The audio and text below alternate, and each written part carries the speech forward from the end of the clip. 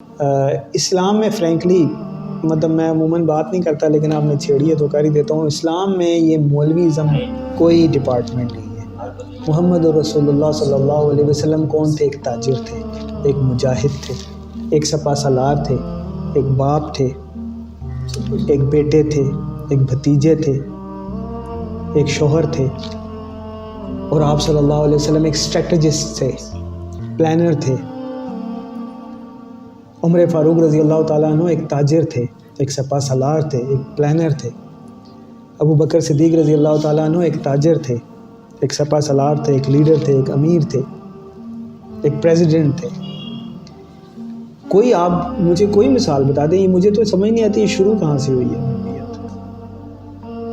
ہاں آپ researcher who سکتے ہیں، کوئی فل ٹائم ریسرچر ہو سکتے ہیں، یہ ایک اچھی بات ہے. لیکن یہ جو ڈپارٹمنٹ ہم نے بنا لیا نا کہ جو بات پوچھنی ہے بس ان سے پوچھنی ہے، اور جو نماز پڑھائیں گے وہی پڑھائیں گے، اس طرح کا کوئی کانسیپٹ اسلام میں نہیں تھا. نماز کون پڑھاتا تھا؟ امیر المومنین خلیفۃ المسلمین. فتویٰ کون دیتا تھا؟ امیر المومنین خلیفۃ المسلمین. فیصلہ کون کرتا تھا؟ چیف جسٹس کون تھا؟ امیر المومنین خلیفۃ المسلمین. اب ہم نے ڈفرینشیٹ کر لیا ہے، خانقاہ کو اور حکومت کو، انتظام کو الگ الگ کر لیا ہے. اکیڈمکس بے شک ہوں، وہ اپنا کام کرتے رہیں، لیکن لیڈرشپ، ریلیجیس لیڈرشپ ان کے پاس نہیں ہوتی. ریلیجیس لیڈرشپ بھی جو میٹیریل لیڈر ہے اس کے پاس ہوتی ہے. ان کے پاس ہم نے نماز ان کے پیچھے ہم پڑھتے ہیں، فتویٰ ہم ان سے لیتے ہیں، غلط کرتے ہیں. یہ ویسے ریسرچر ہوں، بے شک ہوں، ریسرچ کرتے رہیں، اکیڈمکس ہوں، بکس لکھتے رہیں، اپنا پوائنٹ آف ویو دیتے رہیں، لیکن مفتی یہ نہیں ہو سکتے، اور ریلیجیس لیڈر بھی یہ نہیں ہو سکتے، امامت بھی یہ نہیں کرا سکتے. ہاں اپنے محلے میں انسٹیٹیوٹ میں بے شک کراتے رہیں، جہاں پہ وہ بڑے ہیں، فزیکلی بھی بڑے ہیں، جہاں کی لیڈرشپ ان کے پاس ہے انسٹیٹیوٹ کے، مدرسے کی، گھر کی، وہاں پہ بے شک کراتے رہیں.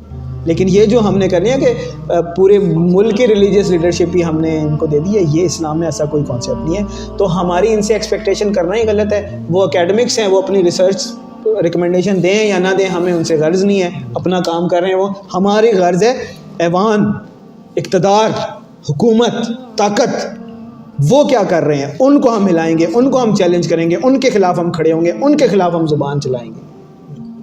وہ ہمارا اکیڈمکس اپنا کام کرتے رہے، ان کو اتنی ویلیو ہی نہیں دینی چاہیے، ہم نے غلط دی ہوئی ہے. یہی تو وجہ ہے کہ ان کو ہم نے اتنی ویلیو دی ہے. انہوں نے پتہ نہیں کیا نہ کیا لاجکس نکال کر، اسلام نے کلیئرلی کہا ہے. اب یہ مفتی تقی عثمانی صاحب کی آپ نے بات کی، میں کوئی ویلیو ان کو نہیں دیتا. اللہ تعالیٰ نے ان کو جو عزت دی ہے، اللہ ان کو اس عزت کی قدر کرنے کی بھی توفیق عطا فرمائے. لیکن انہوں نے کیا کیا ہے کہ یعنی ساری دنیا میں 1400 سال سے سارے علماء، ہر کوئی جو ہے نا وہ بالکل ان کو کچھ آتا نہیں تھا، سارا ان کو ہی آیا ہے کہ انہوں نے جو پیپر کرنسی کے اوپر، مطلب یہ ہے کہ اللہ معاف کرے، عجیب سی بات ہے کہ کہیں پہ کچرے کا ڈھیر ہو، گندگی اور غلاظت ہو، اوپر کوئی صف بچھا کر کہتے کہ یہاں نماز پڑھ لو، پاک ہو گئی ہے. انہوں نے یہ کام کیا جو پیپر کرنسی ہے، جو ہے ہی سود، جو کرنسی ہے ہی نہیں، جو ہے ہی فراڈ، جو دجل ہے، اس کو انہوں نے حلال کر کے اس کے اوپر اسلامک بینکنگ لاگو کر کے اس کو بالکل جائز قرار دے دیا. سب سے پہلے انہوں نے تو سٹارٹ کیا. آپ ان سے کیا ایکسپیکٹیشن رکھتے ہیں؟ میں ان کو بالکل، مطلب جتنا مرضی لوگ مخالفت کریں، کچھ بھی کہیں، میں ان کو بالکل ٹھیک نہیں سمجھتا. بے وقوفی ہے، غلطی ہے، جو بھی ہے، لیکن he is totally on the wrong side. اور یہ اللہ معاف کرے اصحاب السبت والی مثال ہے. اصحاب السبت کا کیا ہوا تھا؟ بنی اسرائیل میں اللہ تعالیٰ نے کہا تھا ایک قوم کو کہ وہ مچھیرے تھے، مچھلیوں کا شکار کرتے تھے. تو اللہ تعالیٰ نے فرمایا تھا کہ سبت، یہ ہمارا ایک کمپنی میں ہم ہوتے تھے، تو وہاں پہ جو باس تھا وہ بھی سبت کے اصول کو فالو کرتے تھے. تو وہ کیا ہوتا تھا کہ فرائیڈے ایوننگ جو مغرب ہوتی تھی وہ کلوز کرا دیتے تھے کہ اس کے بعد کوئی کام نہیں کرنا، اور سیٹرڈے آل ڈے آف رہتا تھا، کوئی کام. وہ ایون کہتے تھے گھر میں بھی آپ نے نہیں کرنا. تو ہم کہتے تھے ہمارے اوپر کون سا تمہارا اصول لاگو ہے، تو ہم تو کوئی زیادہ دھیان نہیں دیتے تھے، لیکن بہرحال وہ اس چیز کو فالو کرتے تھے. تو سبت اس کو وہ اپنے اس میں کہتے ہیں، اور اصحاب السبت عربک میں کہتے ہیں، اور ہفتے والے اردو میں. تو ان کا یہ تھا کہ کاروبار کرنے کی اجازت نہیں تھی تجارت، ہفتے والے دن نہیں کر سکتے، آف ڈے بالکل کام کاروبار کے والے سے. تو انہوں نے کیا کیا کہ جو مچھیرے تھے نا وہ کیا کرتے تھے، اللہ تعالیٰ آزمائش کے لیے ہفتے والے دن مچھلی زیادہ بھیج دیتا تھا.